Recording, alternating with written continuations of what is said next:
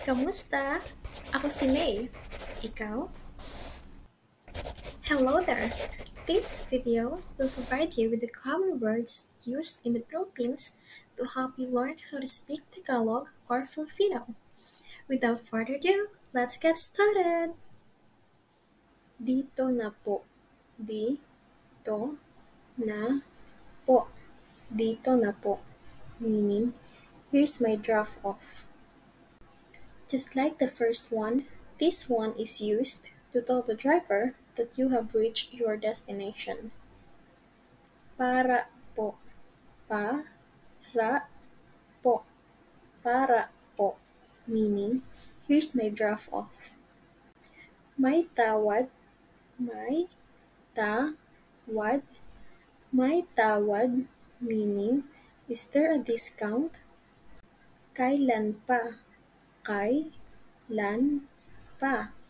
Kailan pa? Meaning, since when? Bahala na. Bahala na. Bahala na. Meaning, come what may. Hay nako. Hay na ko. Hay nako. Meaning, oh my gosh. Ganon ba? Ganon ba? Ganon ba? Meaning, is that so? Kinikilig ako. Kinikilig ako. Kinikilig ako. Meaning, I'm having butterflies in my stomach. Susubukan ko. Susubukan ko. Susubukan ko. Meaning, I will try. Ano sa tingin mo?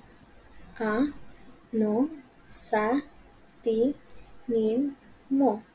Ano sa tingin mo? Meaning, what do you think? Kain tayo. Kain tayo.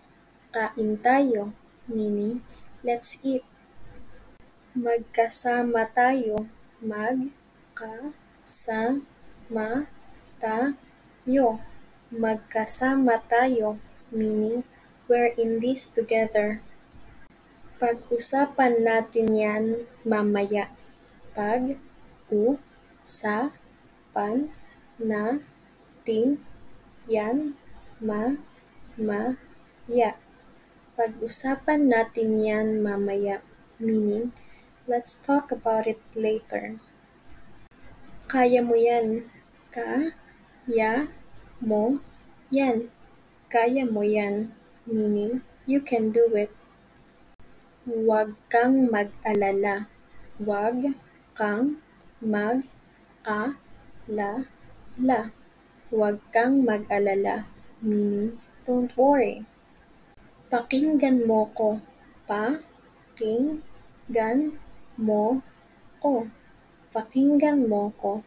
Meaning, listen to me or hear me out. Swerte. Swerte. Swerte. Meaning, luck or lucky. Iyak buwaya.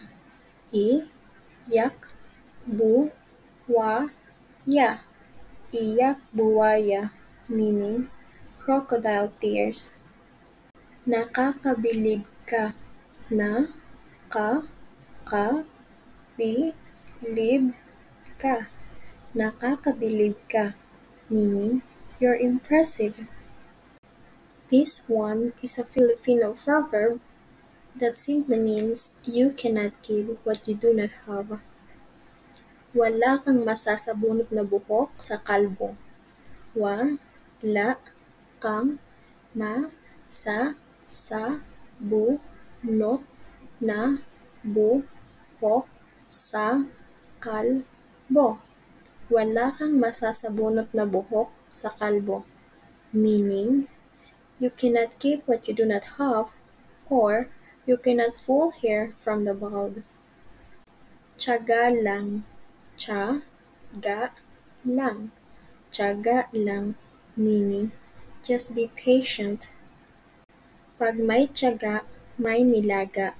Pag may tiyaga, may nilaga. Ga.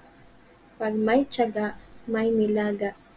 This is a Filipino saying that means hard work has its own rewards. Filipinos say this when there is something unfortunate that just happened. Ganyan talaga ang buhay. Gan, yan, ta, la, ga, ang, buhay.